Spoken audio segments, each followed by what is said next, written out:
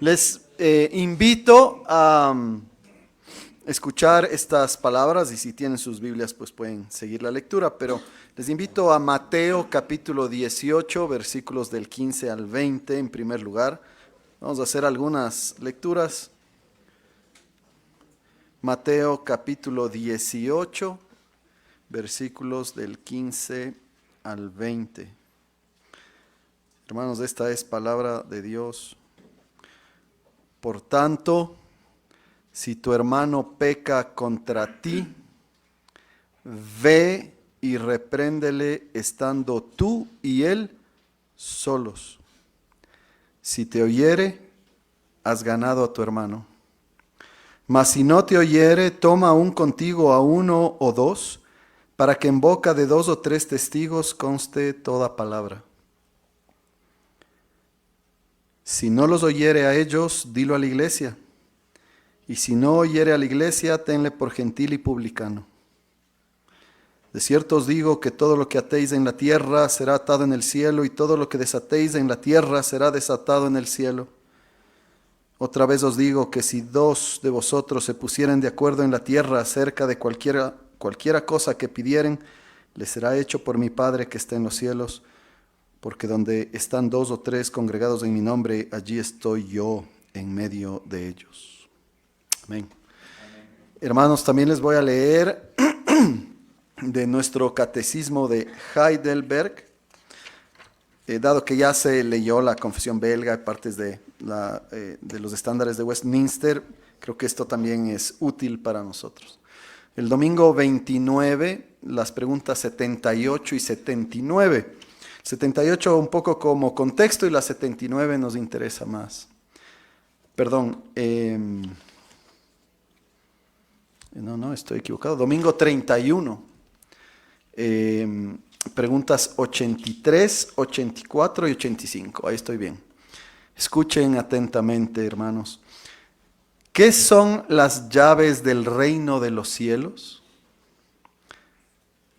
Respuesta: la predicación del Santo Evangelio y la disciplina eclesiástica. Ese es el tema del que vamos a hablar, de la disciplina eclesiástica, con las cuales se abre el cielo a los fieles y se cierra a los infieles. Pregunta 84. ¿De qué manera se abre y se cierra el reino de los cielos por la predicación del Evangelio?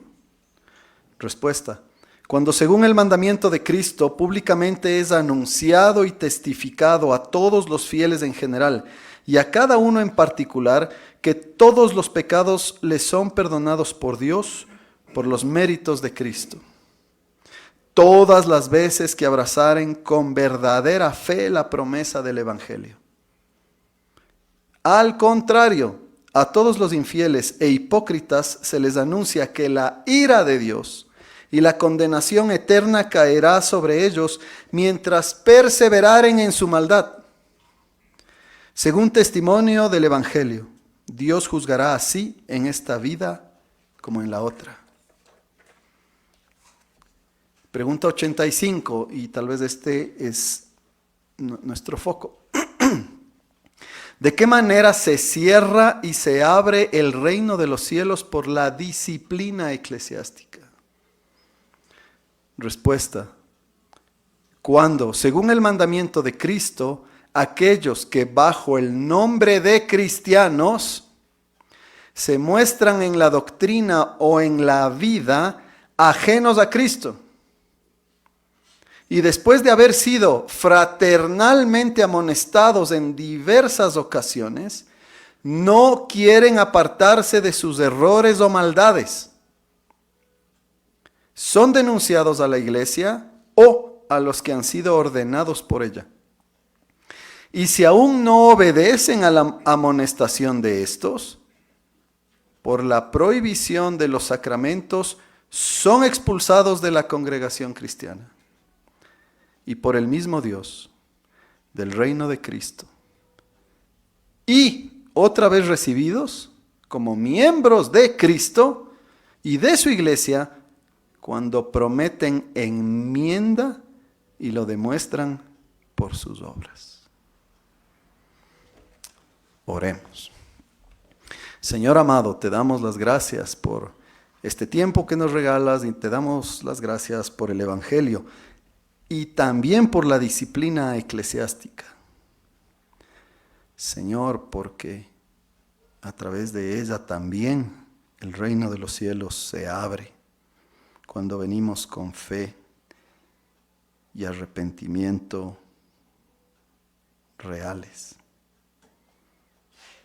Amado Dios, permite que tu Santo Espíritu nos ministre, nos ayude y nos lleve, Señor, cada vez más a poner nuestros ojos en nuestro amado Señor y Salvador.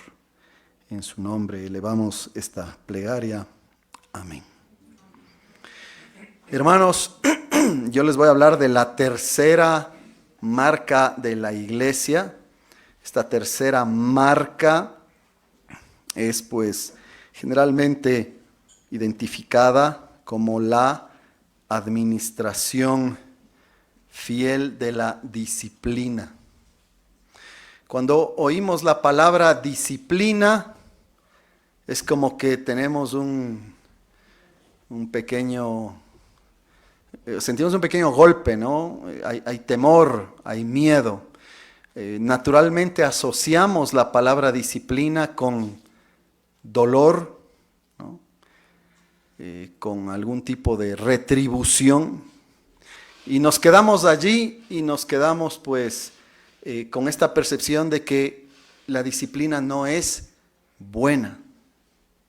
Es más, hay gente que tiene esta tendencia a rechazar a un Dios que es así, un Dios que ejerce disciplina. Por eso es que en muchos lugares, inclusive en la cultura incrédula, cuando ustedes hablan con mucha gente, ni siquiera se muestran contrarios a la idea de Dios, ¿no? Sino que muchos dicen, no, yo sí creo en Dios, está bien Dios, pero no tu Dios. Yo quiero un Dios que sea, y ustedes saben la respuesta, ¿puro qué? Amor. ¿No? Y nosotros testificamos que Dios es amor. Pero hermanos, Dios no es solo amor. Y ahí está el detalle. Porque si nosotros caemos en esta idea equivocada de que Dios es amor, pero definiendo amor según nuestros propios caprichos o nuestros propios pensamientos o nuestros propios deseos, muchas veces, o no sé si decir casi siempre o siempre, contaminados de pecado, pues terminamos con una idea de Dios equivocada. ¿Por qué? Porque somos nosotros los que estamos definiendo cosas que Dios ya ha definido en su palabra. El amor de Dios, entonces, queridos hermanos, tenemos que entender, no está separado de quizás el atributo más grande, o tal vez está mal dicho más grande, pero el atributo que embarca todo. Es más, en la Biblia, cuando hay un atributo que se repite 3 veces, ¿y cuál es ese? Dios es santo, santo, santo. Y no porque no tenga otros atributos, pero sí para que nosotros entendamos que su atributo de santidad de alguna manera abarca todas las cosas. Ese santo, santo, santo entonces incluye su amor. Sus demandas entonces en su ley son expresiones ¿de qué? De su santidad y también de su amor. ¿A dónde quiero llegar entonces con este punto? Que cuando Dios nos dice, así tienes que vivir, cuando Dios sacó al pueblo de Israel de la esclavitud en Egipto y de sus idolatrías en Egipto, que es tal vez más importante, Dios les dice, yo te he sacado de pura gracia con mi poder ahora tú tienes que vivir de esta manera. Y hermanos, esa es una expresión de amor.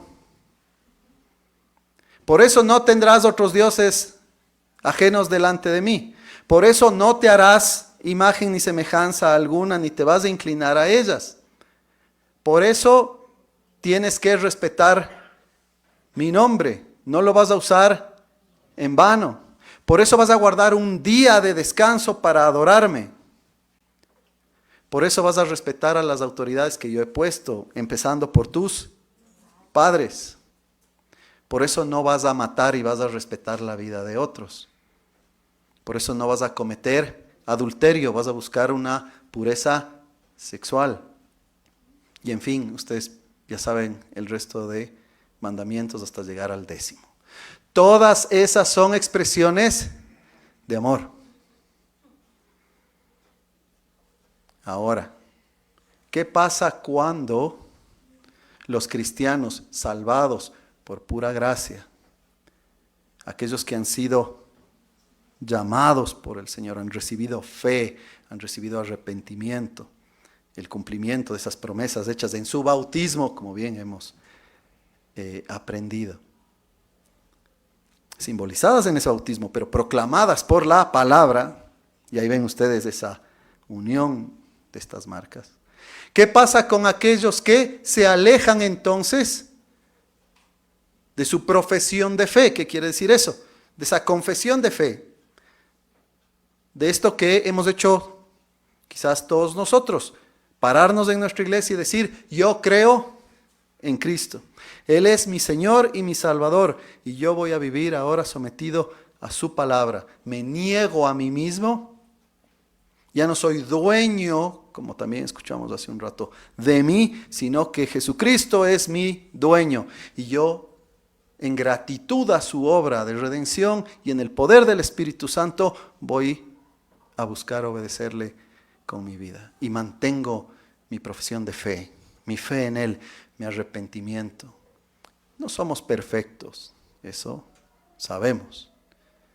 Pero en el cristiano existe el deseo de confiar y de arrepentirse cuando peca, tarde o temprano. A veces las cosas se complican también en nuestras vidas. Por ahí alguien necesita arrepentimiento, disciplina. Entonces, ¿a dónde vamos con esto?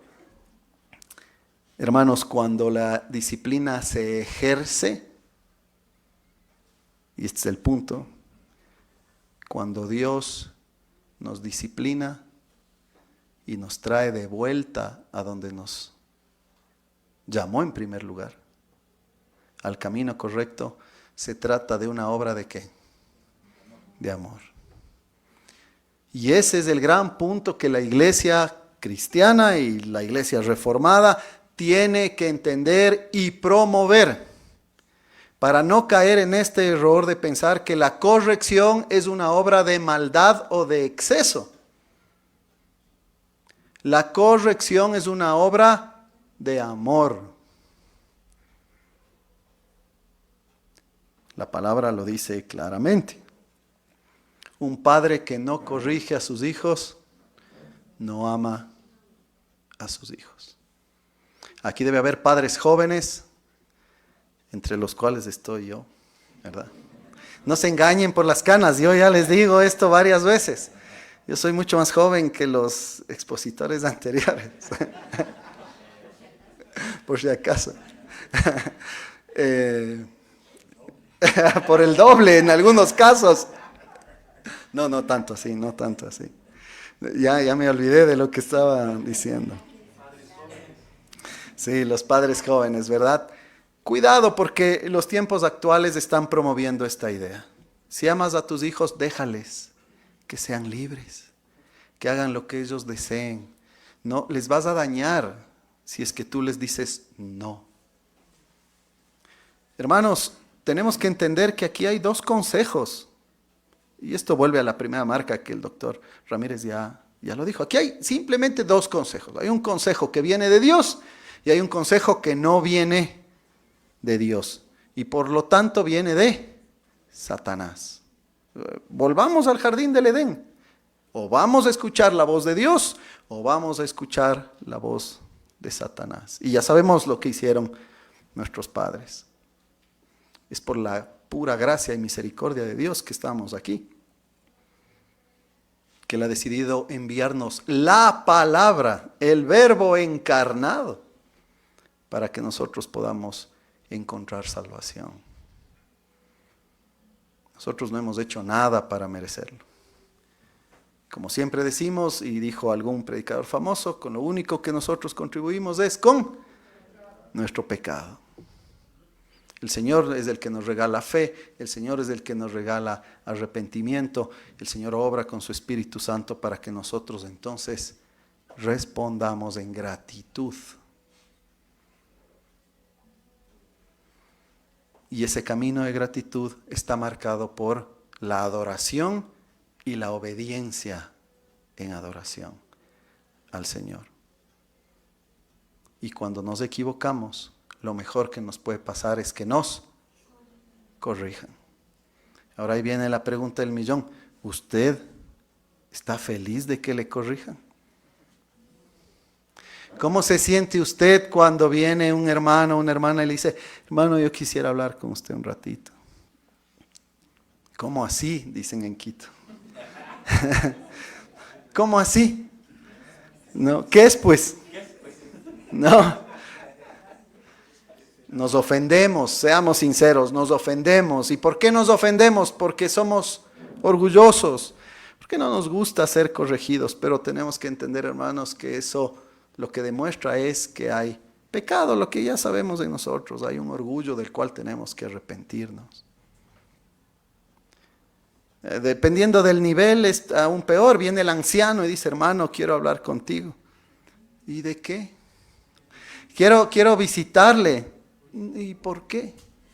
En la iglesia anterior nadie me visitaba, no tenían por qué visitarme. O el pastor también, hermano, necesitamos hablar contigo.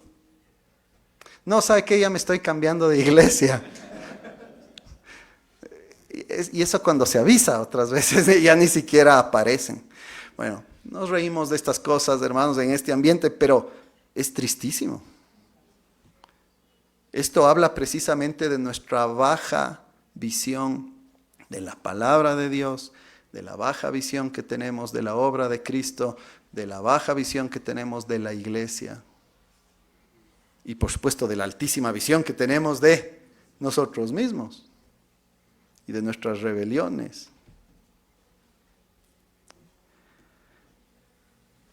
El Señor Jesús, como les leí, es quien nos dice cómo tenemos que lidiar cuando hay pecado entre nosotros. Y les leí Mateo 18. En resumen, hermanos, hay 3 pasos que se deben seguir. Y de entrada el primero nos va a doler, pero tremendamente. Porque tristemente, muy rara vez sucede esto. Versículo 15. Por lo tanto, si tu hermano peca contra ti, tu hermano, y no se refiere al de sangre principalmente, entre nosotros como hermanos en Cristo, peca contra ti, y sí, los hermanos en Cristo a veces y muchas veces pecamos contra otros hermanos. Ve, repréndele estando tú y él solos.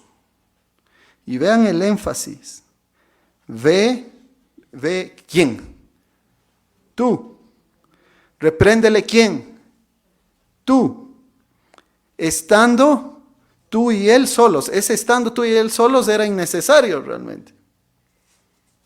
Porque si ya solo decía ve y repréndele, ya está claro que no tiene que estar nadie más.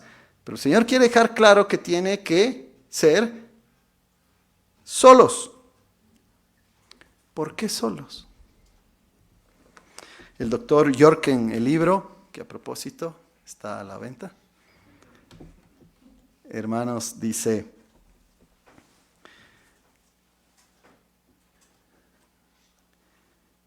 dice él, para leerle fielmente,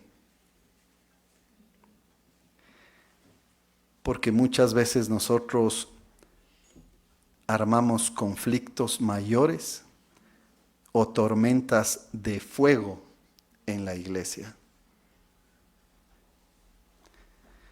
Porque en lugar de mostrar amor como Dios tiene amor con nosotros cuando nos corrige, lo que muchas veces los cristianos hacen es actuar por motivaciones equivocadas, que lo que terminan haciendo, insisto, es, y como dice el doctor York, formando tormentas de fuego y conflictos mayores.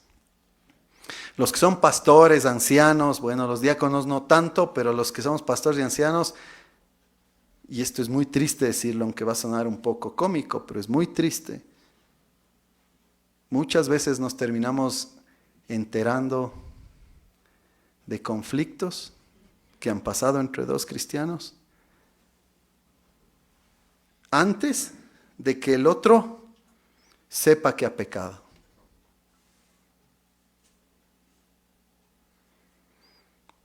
Pero es súper común. Pastor, mire, pasó esto. Y bueno, yo y usted, algunos de ustedes tal vez conocen, les digo, ¿y ya hablaste con esa persona? No. Y la siguiente palabra es, o palabras son, es que esto, es que me da miedo, es que no quiero esto. ¿Y qué demostramos con eso finalmente? Que no confiamos en la palabra del Señor. El Señor nos está diciendo, ve con tu hermano.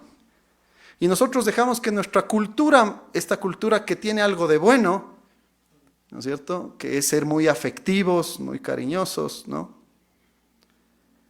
Se convierte en algo malo porque luego, muchas veces, por no afectar esa relación afectiva, decidimos hablar mal de nuestros hermanos con otras personas en vez de decirle a esa persona, como si así no le estuviésemos haciendo daño a esa persona.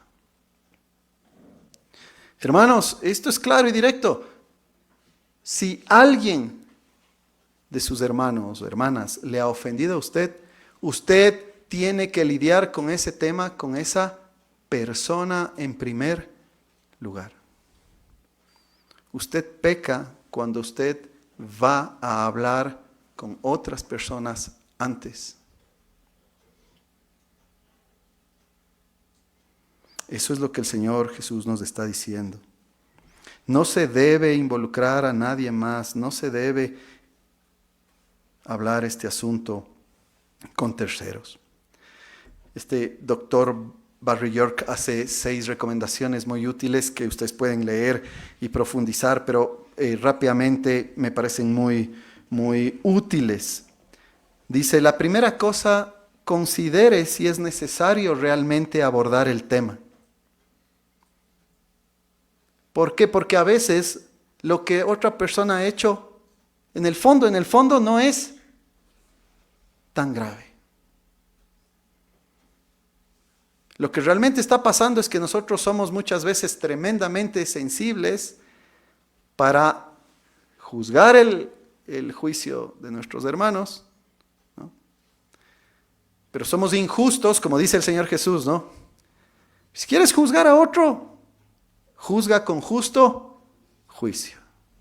Estás fijándote mucho en la paja en el ojo de tu hermano y no en la viga enorme que está en tu ojo. Hay cosas que hay que dejar pasar. Hay cosas que simplemente no importa. El amor cubre multitud de pecados. O, como dice Pablo en 1 Corintios 6:7, ¿por qué no sufrís del agravio? ¿Por qué no decides simplemente sufrir por tu hermano y por amor lo dejas pasar? Bueno, y a veces estas cosas nos sorprenden y decimos, wow, qué fuerza, ¿no? Qué amor. Pero, hermanos, esta es la vida cristiana. El Señor Jesucristo vivió sacrificial mente por nosotros y nos llama a nosotros también a hacer lo mismo. Por supuesto, no vamos a ser perfectos, insisto, en esta vida, pero ese es nuestro norte. Y así glorificamos a Dios y así mostramos amor real a nuestros hermanos. Ese deseo de justicia, y me incluyo en todo esto, este deseo de justicia tan sensible e inmediato, no es pues necesariamente una virtud. No porque la justicia no sea algo que al Señor le agrada, a Él le agrada y Él hace perfecta justicia, la hizo en la cruz y la va a hacer en el juicio final. El problema es que nosotros muchas veces tenemos motivaciones equivocadas. A nosotros nos encanta no tanto la justicia, sino la palabra que empieza con B pequeña, la venganza. Y no que no haya venganza, porque el Señor dice, mía es la venganza, sino que nosotros no somos dignos de hacer venganza por nosotros mismos.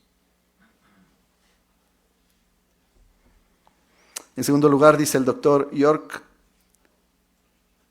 tu objetivo cuando hablas con tu hermano debe ser edificar a tu hermano. Y debes acercarte con gracia. Y debes acercarte con un espíritu constructivo. Debes acercarte en amor. Si usted va a ir todo bravo ahí a pelear, usted ya no está diciendo las cosas, como dice Pablo en Efesios, la verdad con amor. Usted ya no está siendo constructivo, usted va a pelear. Usted lo que quiere es ofender de vuelta. O queremos ofender de vuelta, debería yo decir. Debemos ir con gracia, con la misma gracia que el Señor nos tiene, la misma paciencia que el Señor nos tiene y nos ha mostrado. La tercera dice, trata a tu hermano ofensor así como tu hermano en la fe. Recuérdale de la relación que tienes con él. Recuérdale de la historia compartida que tienen como hermanos dentro del cuerpo de Cristo. Esa debe ser la actitud.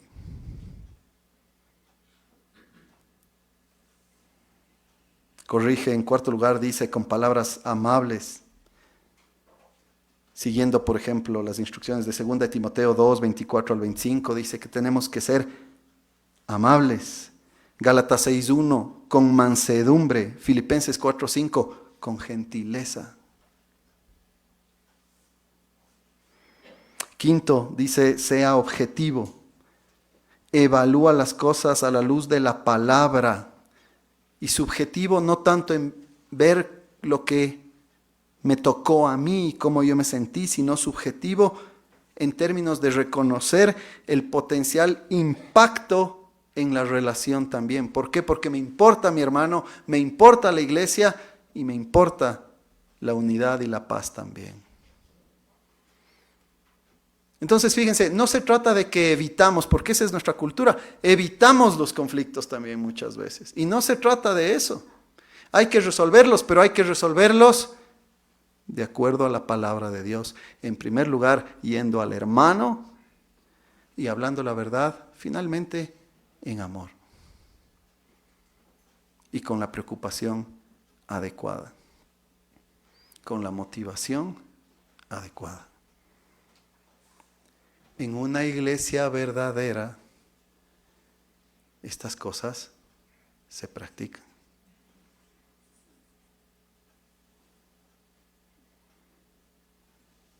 También, hermanos, y nos ayuda el doctor York a entender esto, él aborda la importancia de saber cómo responder correctamente cuando estamos del otro lado, cuando recibimos la corrección. ¿No? Cuando alguien viene hacia nosotros. Él nos dice y sugiere algo tan básico, pero que muchas veces no hacemos. Oremos. Y esto deberíamos hacer siempre, orar por un espíritu enseñable, por un espíritu humilde, un espíritu que no considera al hermano como alguien que me quiere hacer daño porque simplemente me está haciendo notar algo que no está bien. Debemos evitar contraataques, actitudes defensivas. Debemos buscar actuar con madurez bíblica, por supuesto, sabiduría y disposición. Debemos estar siempre dispuestos a arrepentirnos y debemos mostrar siempre una voluntad de cambio. Y esto es algo muy importante, tenemos que dejar de lado esta idea que nos hace pensar que si alguien nos corrige, nosotros tenemos que sentir vergüenza o que es vergonzoso el hecho de que recibamos corrección. Tenemos que entender que en la iglesia nosotros tenemos múltiples oportunidades para crecer espiritualmente, ya que el fin de la disciplina es nuestro bien y nuestra restauración. Entonces ahí pongamos un freno. Ya saben la pregunta que viene, ¿no? Así somos. Oramos por estas cosas. Podemos decir con seguridad que no somos así naturalmente, pero en el Señor y en unión con Él debemos buscar ese tipo de carácter. Así se maneja una iglesia verdadera. Ese es entonces el primer paso. Hay un segundo paso, de acuerdo a la palabra de Dios. Leímos el versículo 15 cuando dice: si tu hermano peca contra ti, ve, repréndele estando tú y él solos, y si te oye, has ganado a tu hermano. Y las cosas deberían terminar ahí. Se reconciliaron las cosas. Hay un segundo paso entonces: mas si no te oyere, toma aún contigo a uno o dos, para que en boca de 2 o 3 testigos conste toda palabra.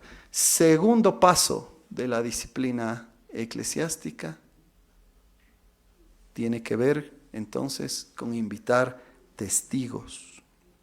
Ahora, tenemos nosotros que actuar con cuidado, porque muchas veces nos equivocamos en este proceso.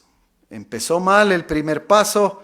Oye, tengo que hablar contigo. Tú eres así, eres esto, y eres esto, y eres esto. Ah, no, ¿por qué me llamas y me dices esas cosas? ¡Pum! Pastor, no me oyó. Pero ¿quién te va a oír? O sea, ¿quién te va a oír de esa manera? Segundo paso, quiero que usted sea el testigo y además aquí está mi esposo, mi esposa, ¿no? Quien corresponda, ¿no? Un íntimo amigo. Hermanos, ahí ya estamos demostrando lo que está en el corazón y qué es lo que estamos buscando. Algo que siempre buscamos tristemente en nuestro pecado, que es tener razón. Nos encanta tener la razón. Si usted está pensando que el proceso de la disciplina y de la corrección en la iglesia tiene que ver con tener la razón, algo hay en el corazón. Un problema hay en el corazón. Para nosotros el fin no es tener la razón ni que nos digan lo que nos gusta escuchar, sino ¿cuál es nuestro fin? ¿Cuál es nuestro fin? La glorificación, perfecto. ¿Y la glorificación es qué? Según el paso anterior. O sea, la glorificación es la santificación en su perfección, digamos, ¿verdad? Nuestro fin es esa santidad. Hacia allá queremos ir. Y si nosotros tenemos ese fin claro, entonces nosotros no vamos a tener problema en humillarnos cuando es necesario y aceptar, aun cuando nuestras emociones quizás estén en contra de ese proceso. Entonces el doctor York también dice, hay que hacerse un autoexamen cuidadoso de estas cosas. Pregúntate, dice él, si el tema ha sido lo suficientemente tratado. Si realmente llegaste a tener una conversación sincera, genuina, y no que simplemente estás ansioso de denunciar a tu hermano para satisfacer tu sed de venganza. Tal vez, o más bien considerar, confrontar nuevamente al hermano, quizás, para estar seguros de que me escuchó, de que yo le escuché y de que lo hicimos de la manera adecuada. Debemos buscar en nuestro corazón las motivaciones por las que estamos haciendo estas cosas o estamos buscando este proceso de disciplina.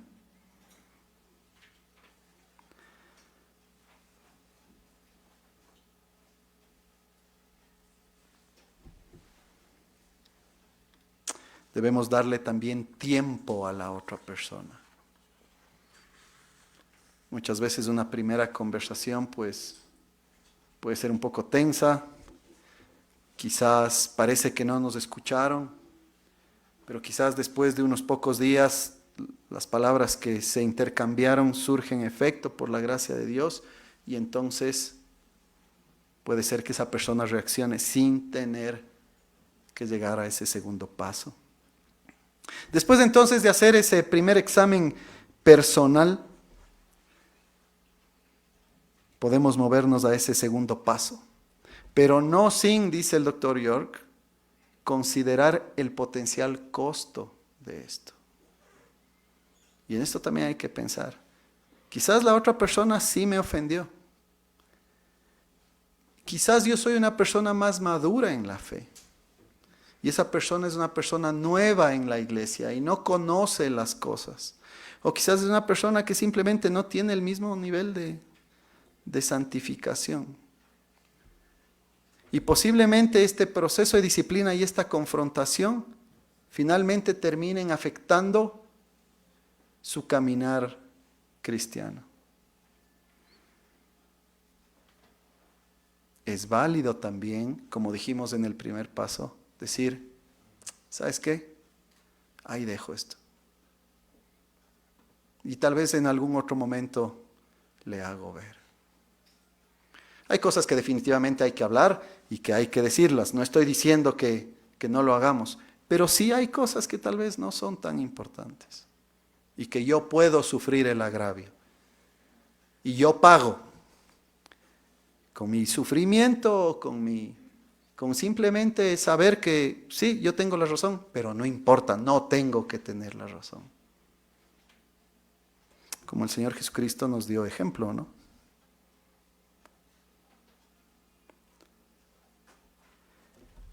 Otro punto que me parece genial también del doctor York dice, muy bien, usted tiene que escoger también a sus testigos. ¿Va a escoger testigos? Muy bien. No escoja a sus mejores amigos. O sea, no escoja a aquellos que le van a dar la razón a usted. Escoja testigos que sean neutros, justos, porque lo que nosotros queremos realmente, si es que estamos haciendo las cosas con la motivación adecuada, es buscar la equidad en el proceso. Tenemos que entonces escoger testigos con cuidado, que sean personas justas, que sean personas sabias, personas que contribuyan en el proceso y que no solamente le ayuden a esa persona, sino que también me ayuden a mí.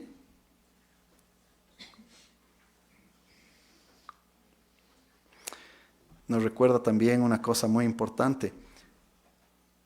El liderazgo de la iglesia no está exento de estos procesos. Un pastor también se equivoca. Un anciano se equivoca. Un diácono se equivoca. Pero en el caso de ellos hay una salvedad que enseña la palabra de Dios. ¿Cuál es?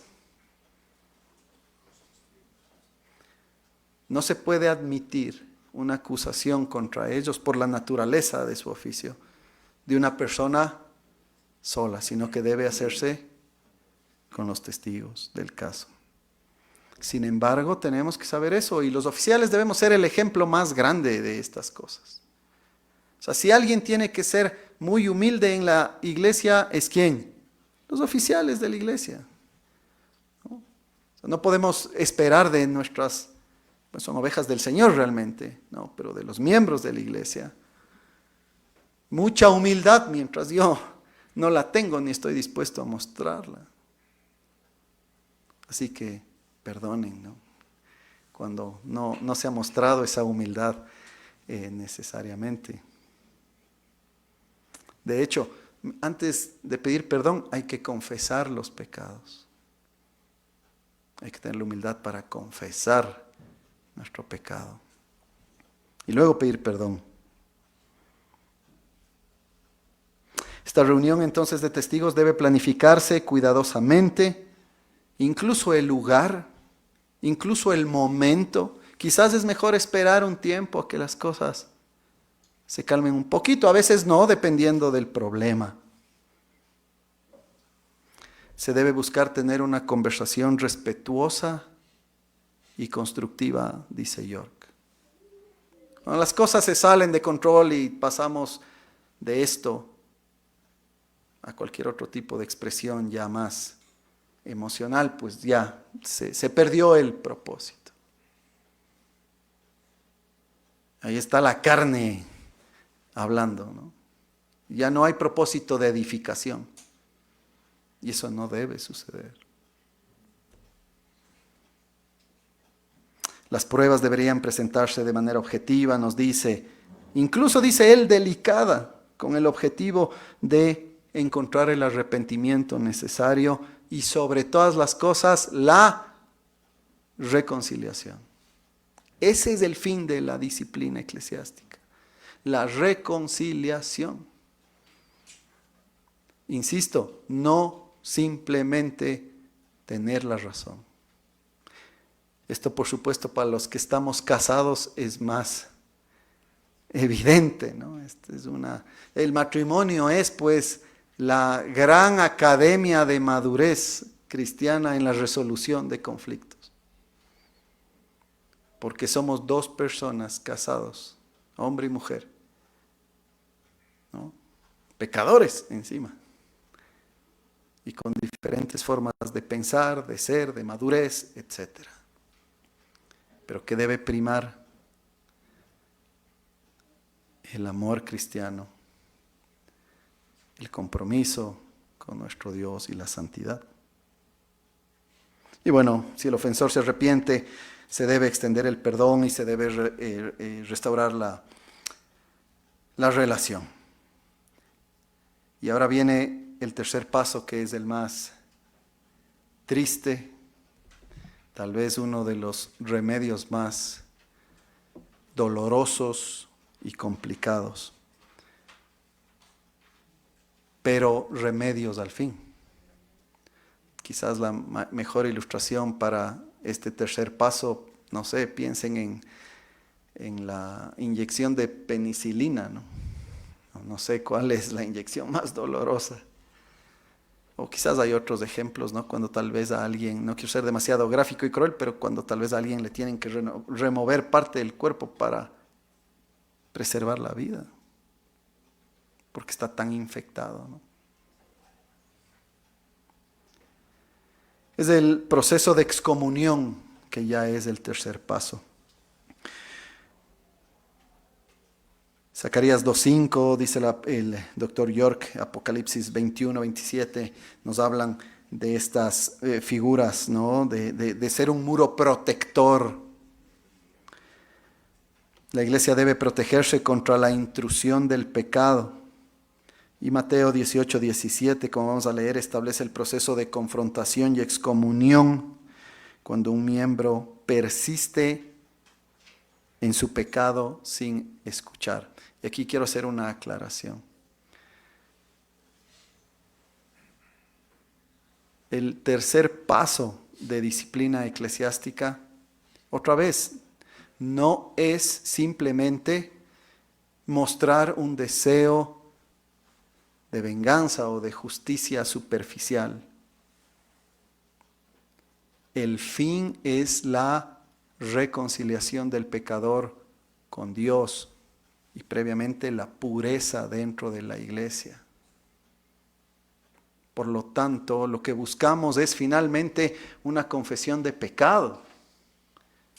Lo que buscamos es que la persona se dé cuenta de su pecado y que se arrepienta.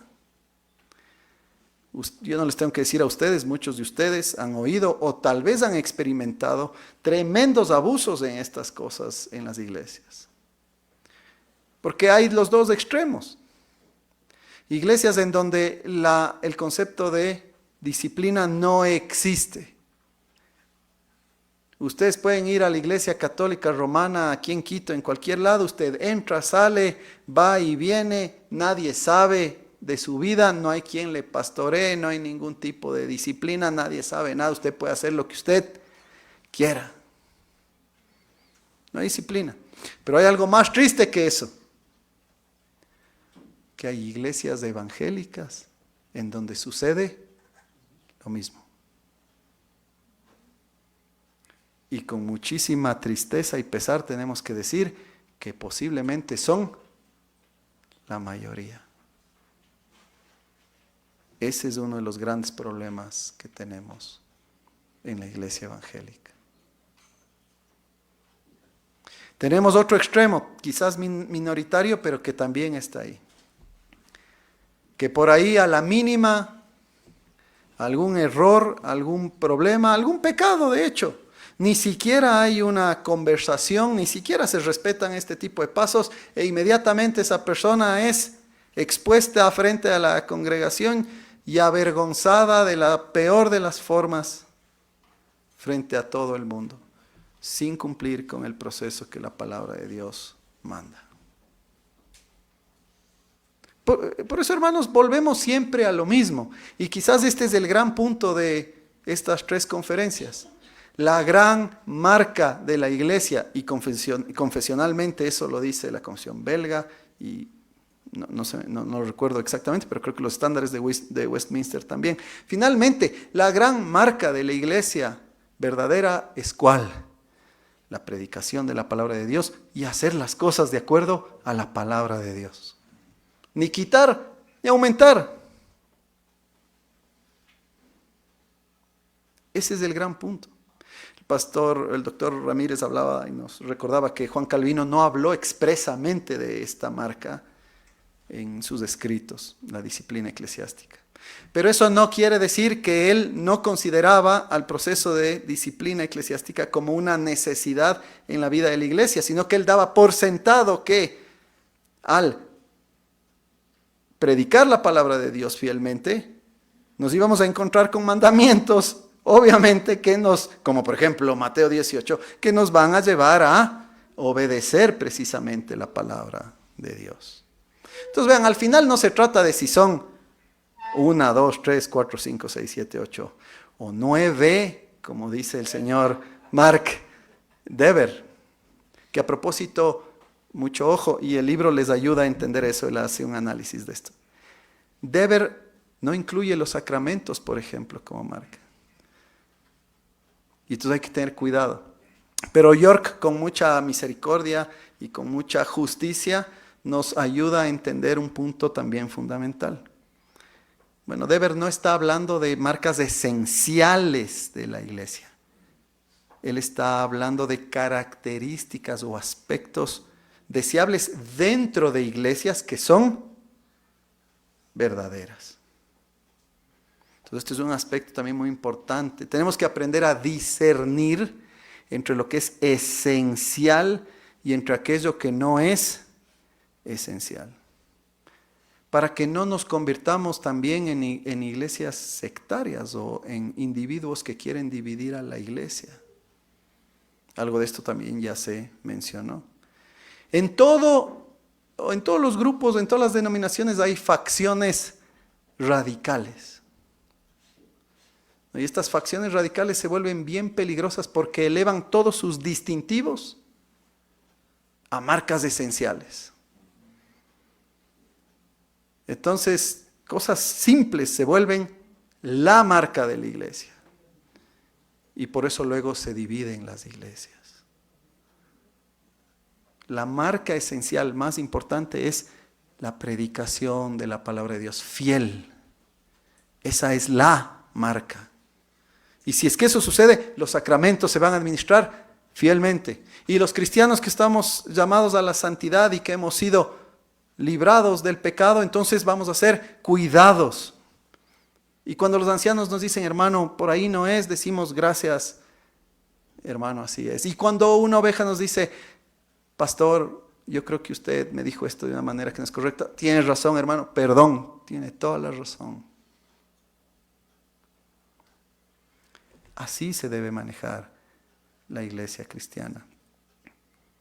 No en nuestras fuerzas, sino escuchando la voz de nuestro Señor.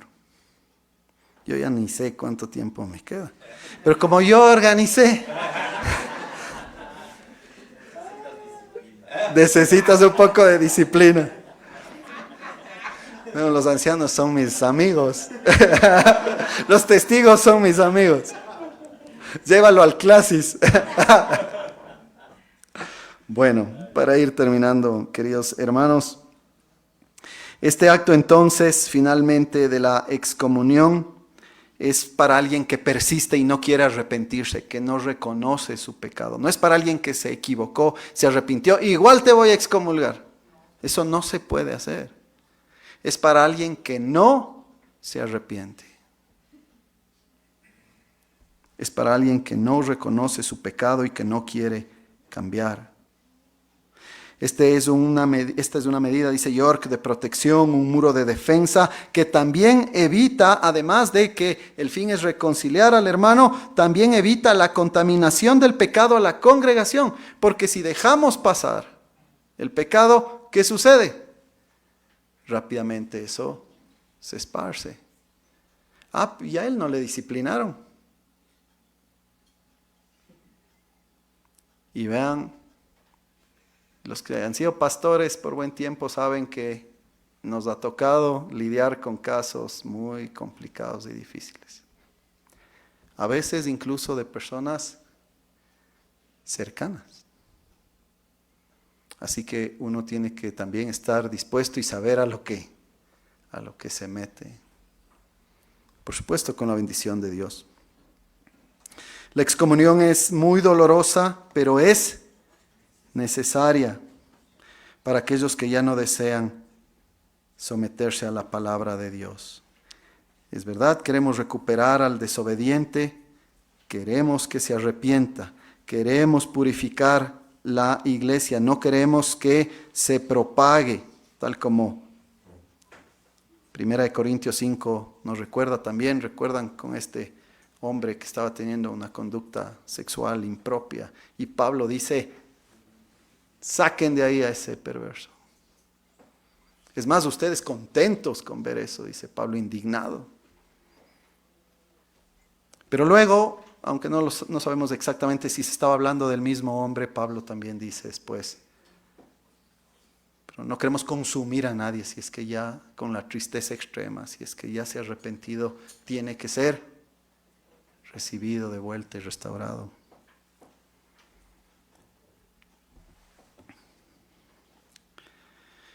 Finalmente, entonces, hermanos, si es que el hermano, la hermana no se quiere arrepentir, entonces tenemos que cumplir con el paso de la excomunión. El versículo, como decía acá, entonces, el versículo 17, después del segundo paso, si no oye a los testigos, dilo a la iglesia, y si no oyere a la iglesia, tenle por gentil y por publicano. Esta expresión gentil y publicano quiere decir como un no creyente, no cristiano, fuera de la iglesia. Pero no se equivoquen, no quiere decir entonces que ahora le odiamos a esa persona. Es más, ¿qué hacemos con aquellas personas que están en este momento fuera de la iglesia? ¿Qué tenemos que hacer con una persona que está fuera de la iglesia? Evangelizarle. Esa persona que ha sido excomulgada, ¿qué necesita? El evangelio.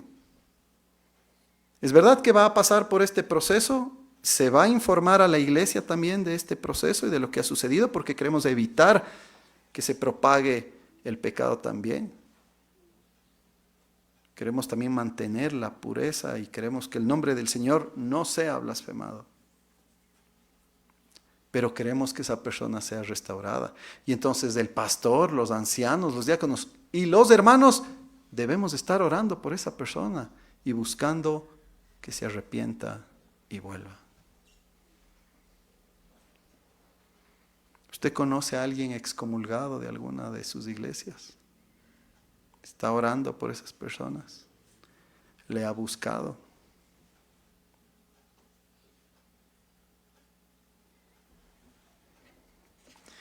Hermanos, hay un montón de cosas más, pero ya veo que están cansados.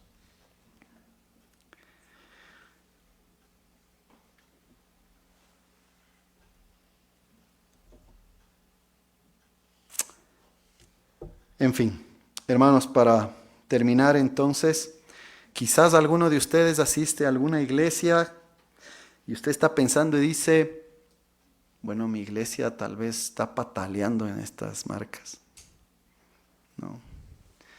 No se predica realmente la palabra en mi iglesia. El pastor se inventa ahí un montón de cosas que dice, ¿no? En la iglesia. Sacramentos, pues comemos galletitas con Coca-Cola.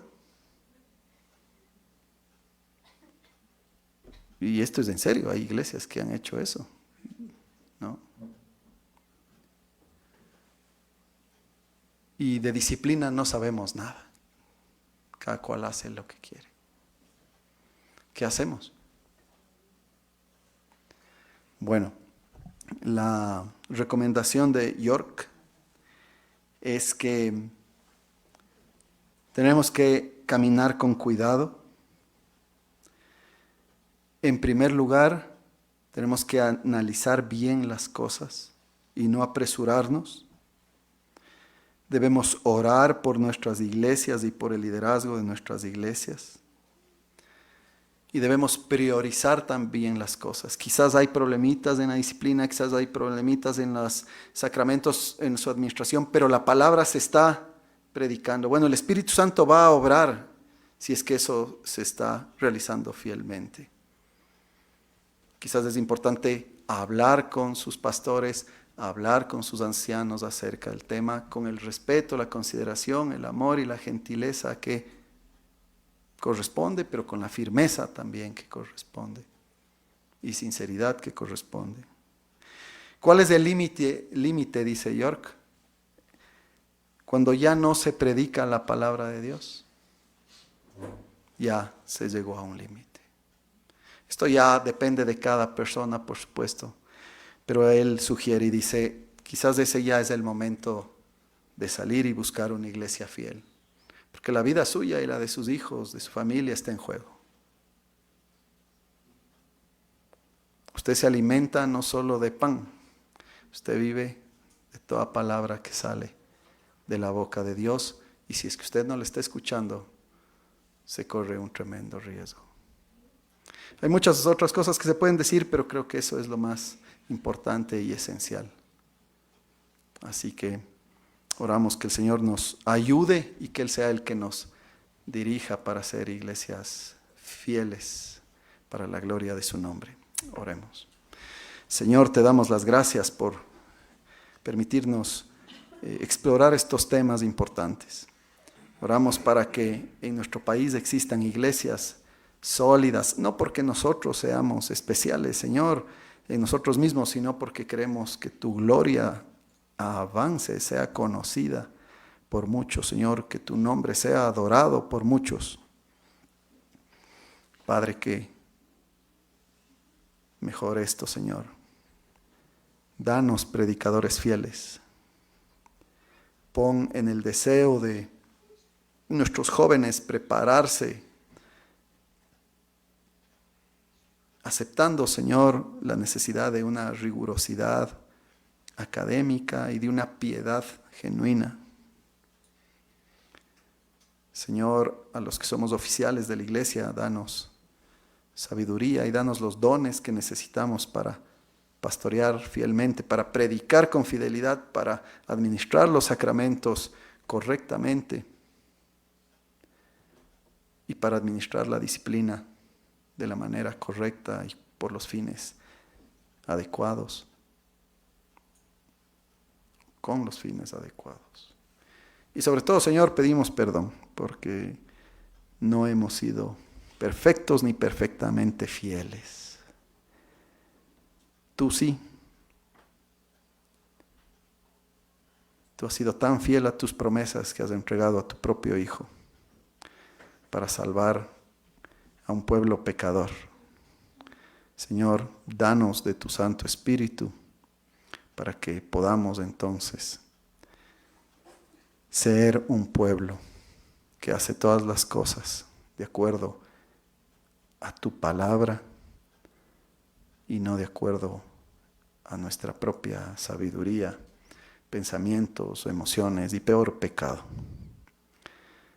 Dios bueno, sigue con nosotros. Oramos en el nombre de Emmanuel, nuestro Señor Jesucristo. Amén. Queridos hermanos,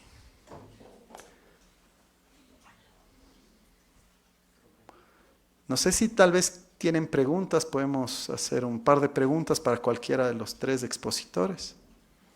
Hermano. Bueno, a usted ya le preguntaron lo suficiente. Sí, hermano. ¿Cómo podemos entender lo que dice Sproul cuando dice que no estamos obligados moralmente a perdonar si no nos piden perdón? ¿Cómo se entiende eso? Bueno, ahí también hay un poco de diversidad en el mundo reformado. No sé qué es lo que él a lo que se refiera, porque hay un montón de distinciones en realidad. ¿Me puedes repetir la pregunta, por favor? ¿Cómo nosotros podemos entender esto que dice Sproul? Que estamos moralmente obligados a perdonar a quienes no nos piden perdón. No estamos obligados a perdonar a quienes no nos piden perdón. Bueno, la respuesta obvia es que tal vez yo no. ¿Dijiste a perdonar? A ver, no. Di otra vez, di otra vez. No estamos obligados moralmente a perdonar a quienes no nos piden perdón. Ah, no nos piden perdón, correcto.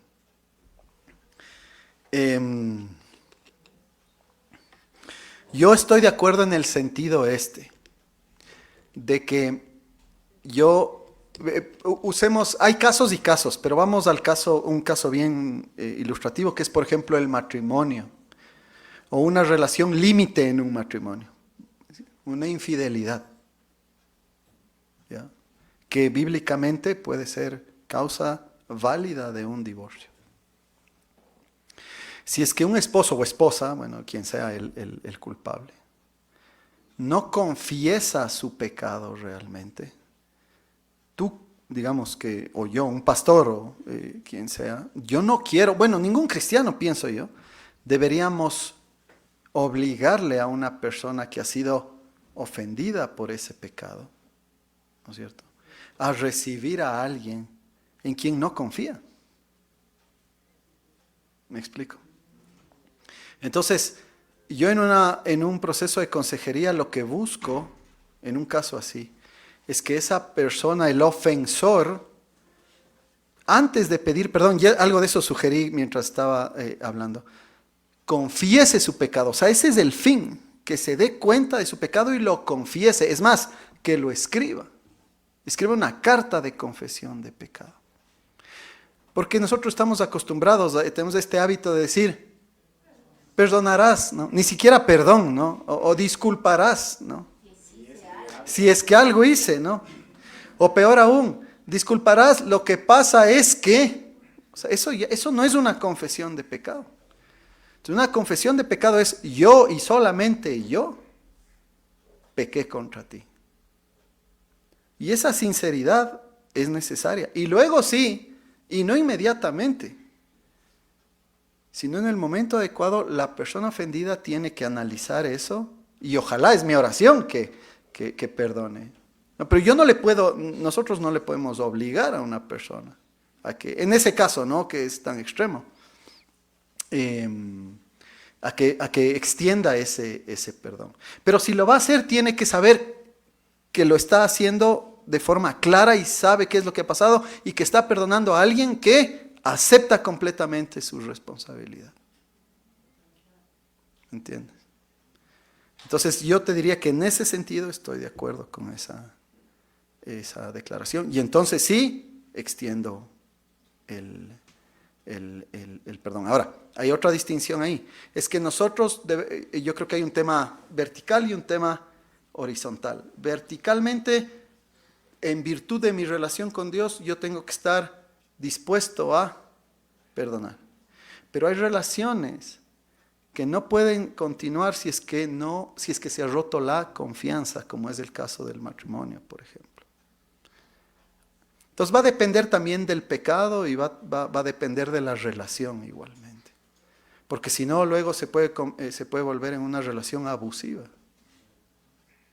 ¿No es cierto? En donde tienes a alguien que no... Y ese perdón luego se entiende como reconciliación necesariamente. Entonces incluso nosotros podemos extender el perdón en ciertas relaciones, pero a veces la prudencia y la sabiduría cristiana nos dicen, pero ya no es sabio mantener una relación íntima, ¿no? Ya dependiendo de la circunstancia. Vivimos también en un mundo de pecado y entonces esto no es blanco y negro. Pero eso es lo que yo te podría decir, hermano. Bueno, yo quisiera comentar al respecto. Seguramente lo que se refiere es, como dice, moralmente. Pero hay otra instancia, ¿sí? Por ejemplo, espiritualmente. El hecho de que nosotros debemos aprender a perdonar incluso si no nos piden perdón. Porque esa falta de perdón crea amargura y los perjudicados a la final somos nosotros mismos. Claro. O sea, eso es lo que yo quería decir en términos de esa relación vertical, ¿no? Yo tengo que arreglar eso en el sentido de estar dispuesto a perdonar. Pero y ese perdón en términos de reconciliación cercana, pues ya sí requieren de un trato con el pecado, ¿no? Y de recobrar esa confianza que se necesita, ¿no? Uh-huh. ¿Alguien más, hermano?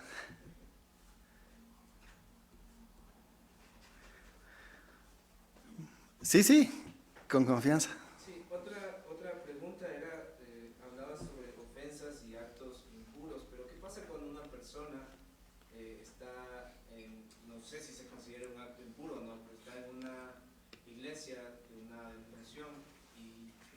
denominación específica y comienza a promulgar otra denominación, digamos, y comienza a tratar de convencer a otros de sus ideas? No hablo de alguien que sea miembro, porque, bueno, para ser miembro igual ya implica un proceso, ¿no? Pero hablo de alguien que llega a la iglesia y empieza a promulgar sus ideas, que es de otra denominación, pero no es que está, digamos, diciendo algo antibíblico, por decirlo así. ¿Se debe llamar a la disciplina a esa persona? ¿Qué se debe hacer? ¿Qué debe hacer la iglesia?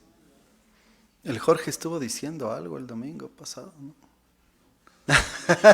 No, es una broma porque predicó en una iglesia, hermano.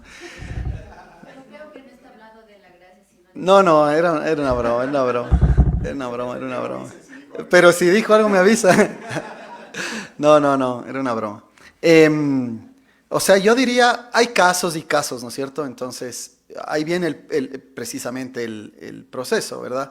Entonces, la primera cosa, a nosotros nos ha pasado, por ejemplo, alguna vez con alguien, tal vez más de una vez, y gente que empieza a promover doctrinas equivocadas o a promover grupos incluso. Nos pasó recientemente y tuvimos que acercarnos entonces a la persona, pero Mateo 18 tiene que estar ahí. Mira, eres bienvenido aquí, pero esto es una iglesia de estas características y entonces te vamos a pedir que por favor no estés haciendo esto, ¿no? Y bueno, si luego hay varios pasos que se podrían dar, ¿no? Pero ese testigo tal vez puede incluir a alguien de su denominación si es que él es miembro de otra denominación. El problema es que muchas veces la gente que hace este tipo de cosas no son miembros de ningún lado, sino que tienen la costumbre de andar ahí de un lado al otro. Pero bueno, tú sabes, hay un montón de escenarios ahí posibles.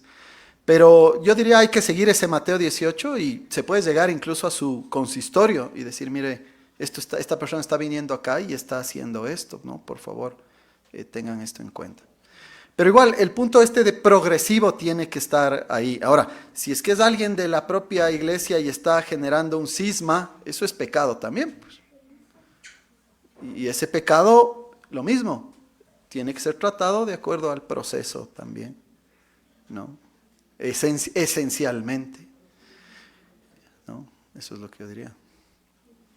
Bueno, yo quisiera decir que, o quisiera recordar que a veces en estos casos, cuando llegan personas de otras iglesias, hay que pedir la carta de traspaso y por qué, y conversar con... Cuando vienen como para ser miembros de otro lado, claro. Que vienen de otras denominaciones, es necesario esas recomendaciones de la iglesia de donde provienen. No, claro, claro. Porque eso O sea, parte de, claro, la responsabilidad de un consistorio debe ser ese. Si viene alguien de otro lado y le dicen, ¿de dónde viene? Lo que pasa es que en nuestra cultura el concepto de membresía está tan menospreciado. O no existe, la gente dice, ¿qué es eso? ¿No? Entonces uno debería contactarse y decir, mire, esta persona está viniendo acá, para que ustedes sepan. Obviamente la iglesia que recibe, no puede decir, usted no puede, no entre, ¿no? Sí, en general vamos a recibirles, las puertas están abiertas.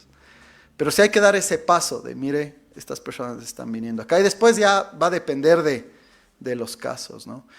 Ahí ya nos estamos metiendo en otro tema, ¿no? De gobierno de la iglesia, pero debería haber una transferencia de membresía, ¿no? En el mundo ideal, en el cual tristemente no estamos. Y si no, esa persona debe ser tratada como gentil y publicano y tiene que ser evangelizada y entrar por los cursos y los requerimientos que se necesitan para ser miembro de la iglesia, ¿no? Uh-huh. Sí. Usamos el texto para hablar un poco sobre la disciplina de la iglesia, ¿no? Pero el texto empieza como que si tu hermano peca contra ti, Uh-huh. como que si dando, señalarte que el pecado que se juzga es cuando hay una ofensa directa. Uh-huh. Muchos podrían decir, oye, pero se está hablando cuando tú eres ofendido, Uh-huh. que a la persona. Uh-huh. Pero hemos hablado de ejemplos donde alguien peca X pecado que no tiene que ver contigo, pero tú ves que pecó, entonces tú le llevas a reprender ese pecado. Pero el texto, ¿cómo podría explicarlo cuando empieza diciendo, si tu hermano peca contra ti? Hay algo que señala a la persona. Sí. Bueno, ahí podemos, digamos, el principio es el que aplicamos, ¿no es cierto? Porque el pecado, si tú quieres, podemos incluso decir que el pecado de cualquiera de nosotros, al ser un solo cuerpo, finalmente es un pecado contra todos nosotros, ¿no? Por un lado. Entonces, por ahí se puede defender ese punto. Por otro lado, también los ancianos de la iglesia han sido colocados precisamente para supervisar la vida de los hermanos. Y tendrían la responsabilidad de tratar ese tema, ¿no es cierto?, con los hermanos. Y finalmente esa ofensa termina llegando, sea vía primer paso o vía el segundo paso, porque se está pecando contra mí o contra, bueno, primero contra Dios, eso está clarísimo, ¿no? Pero contra nosotros como individuos o como nosotros o contra el cuerpo mismo, ¿no? De Cristo, ¿no? Y en ese sentido indirectamente contra nosotros. Pero yo diría que el principio es válido. Si, digamos, fuésemos miembros de la misma iglesia y tú sabes que yo estoy caminando en un tema complicado, ¿no? Estoy en pecado, estoy viviendo en pecado. Tu responsabilidad, o viceversa, ¿no? Es acercarse y decir, hermano, yo te quiero mucho, somos hermanos, pero sé que estás en esto y yo creo que tienes que arrepentirte. Pero con lo que hemos hablado, ¿no? Con ese ánimo correcto y adecuado, ¿no? Uh-huh. Y en principio seguir los mismos pasos, diría yo. Uh-huh. Pastor, aquí se ha hablado de tratamiento a un disidente, pero ¿qué pasa cuando ese disidente lo que está buscando es que la iglesia en la que se está congregando se apegue al evangelio? Le voy a poner un caso extremo, porque en los extremos es que se prueban estas cosas. ¿Qué pasa con un miembro que está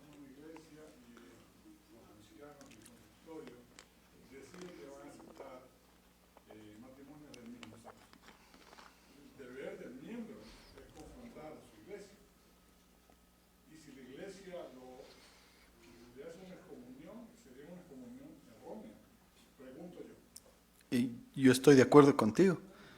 Es decir, si es que en ese caso, quien está pecando es ese consistorio, si quieres, ¿cómo se llame, no es cierto? Ese liderazgo, ese concilio o lo que sea. Y es nuestra responsabilidad, entonces, con lo mismo, con la paciencia, la gentileza, el amor, en oración y con el deseo de que las cosas se arreglen, nos acercamos y decimos, miren, esto no es bíblico. La palabra dice que esto es pecado, ¿no? Lo cual implica una examinación previa de que efectivamente es así, ¿no es cierto? Para no equivocarnos. Pero en el caso que tú das que es gravísimo, pues efectivamente esa es nuestra responsabilidad. Y tener paciencia, prudente paciencia, diría yo, dar un tiempo, ver qué pasa, ver si algunos de los líderes están dispuestos a dar pelea, y si es que pelea en el buen sentido de la palabra, digamos, bíblicamente hablando, luchar por la verdad, apoyar tal vez eso, pero llega un punto en el que otra vez, si ya vemos que no, definitivamente ha ganado la postura en la que se va a promover el pecado, como el ejemplo que tú das, pues va a llegar un momento en el que hay que dar ya un paso al costado, por las razones que ya hemos dado. En Estados Unidos eso ha sucedido tristemente, y en Europa con la entrada del liberalismo, más de una vez con precisamente ese tema, ese pecado, ¿no? Uh-huh. Bueno, vamos con la última. Ajá. Pastor, en el caso de la excomunión, cuando un miembro de la iglesia ya llega lamentablemente a eso, luego se logra que esta persona se arrepienta, regresa a la iglesia, pero lamentablemente vuelve. Otra vez. Uh-huh. Otra vez. Y hay nuevamente ya eso ya en ese punto se toma como que ya no se vuelve a acercar a esa persona a uno a buscar de que regrese. ¿Cuántas veces puede decir eso? Bueno, el Señor contestó esa pregunta. Sí, 70 veces 7. Pero 70 veces 7, pero a nivel de la iglesia como tal, el consistorio, todo lo que nosotros tenemos, ¿cuántas veces puede pasar eso dentro de la iglesia? O sea, ¿se acoge a esas 70 veces 7? Sí. O sea, la respuesta simple es sí. La respuesta real es que también en el medio debe haber sabiduría, ¿no? Es decir, por ejemplo, cuando una persona vuelve, no es que viene y dice, hermanos, ya volví, ¿no? Y venga, qué chévere. No ha pasado nada, no.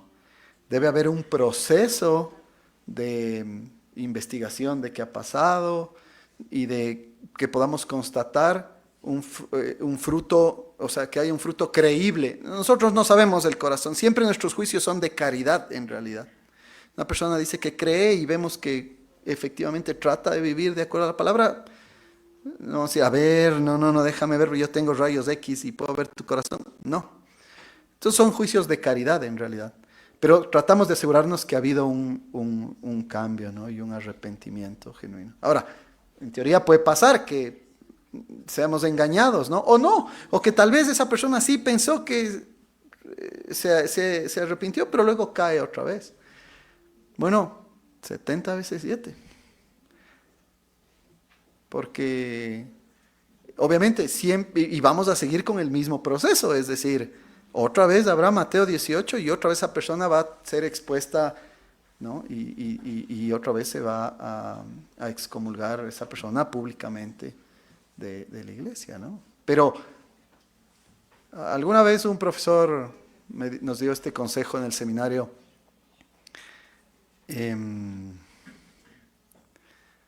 Y tiene que ver con la misericordia del Señor, ¿no? Es decir, la misericordia del Señor es muy grande, ¿no? Y nosotros tenemos que tratar de mostrar lo mismo mientras mantenemos también la santidad que debe haber. Pero si nos podemos a contar nosotros las veces que hemos sido infieles en nuestro caminar con el Señor, pues ya no son 70 veces 7, sino muchísimas más, ¿no? Tal vez no tan graves o escandalosas, pero sabemos que no somos perfectamente fieles, ¿no?